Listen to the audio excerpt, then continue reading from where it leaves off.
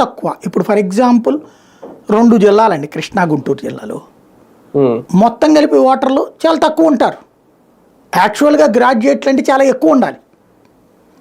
ఇక్కడ గ్రాడ్యుయేట్ పూర్తి చేసిన వాళ్ళు అందరిది కలిపితే 10 లక్షలు 15 లక్షలు ఉంటాయి ఓట్లు.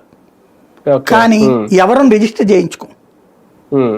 ఈ రిజిస్ట్రేషన్ ప్రక్రియ కూడా వీళ్ళే చేయించుకునేవాడే సంస్థాగత నిర్మాణం తెలిసినోడు.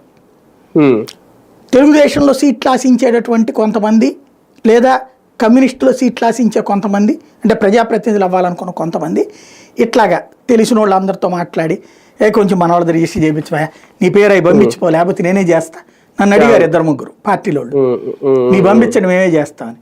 నా ఆధారు నా అవన్నీ వాళ్ళకి పంపించి ఆ తర్వాత ఎటు దుర్వినియోగం అయితే నాకెందుకు వచ్చిన పెంటలని వదిలేసే నేను. అట్లాగా తెలిసిన వాళ్ళందరితో చేర్పిస్తారు. ఒక 50,000 మందినో 1,00,000 మందినో చేర్పిస్తే చాలు. 1,00,000 మందిలో 40,000 మంది ఓటేశారు అనుకోండి, చాలు, గెలిచేసినట్టే. ఇక్కడ ఇందులో ఇంకో లెక్క కూడా ఉంది. ఇది మామూలు ఓట్లకు మళ్ళీ ఎంతమంది ఓట్లు వేశారు అన్నది లెక్క కాదు.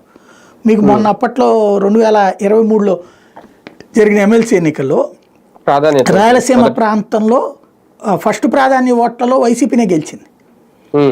కానీ 2వ ప్రాధాన్య ఓట్ల కారణంగా అవతల తెలుగుదేశం అభ్యర్థి గెలిచాడు. అంటే మనం ఫస్ట్ ఉండటమే కాదు, 2వ ప్రాధాన్య ఓటు మన ప్రత్యర్థి నుంచి 2వ ప్రాధాన్య ఓట్లు మనం తెప్పించుకోవాలి. ఇదో లాలూచి కుస్తీ. ఇప్పుడు ఇక్కడ ఏం చేస్తారంటే ఈ 2 చోట్ల కూడా కమ్యూనిస్ట్ అభ్యర్థి తెలుగుదేశం అభ్యర్థి గ్రౌండ్ లెవెల్లో వినబడుతున్న మాట ఏంటంటే, తెలుగుదేశంకి వీళ్ళిద్దరూ కాంప్రమైజ్ అయిపోయారు గ్రౌండ్ లెవెల్లో. తెలుగుదేశానికి ఓట్లు వేసేటటువంటి వాళ్ళు మీరు టీడీపీ అభ్యర్థి కదా, అదే మీ టీడీపీ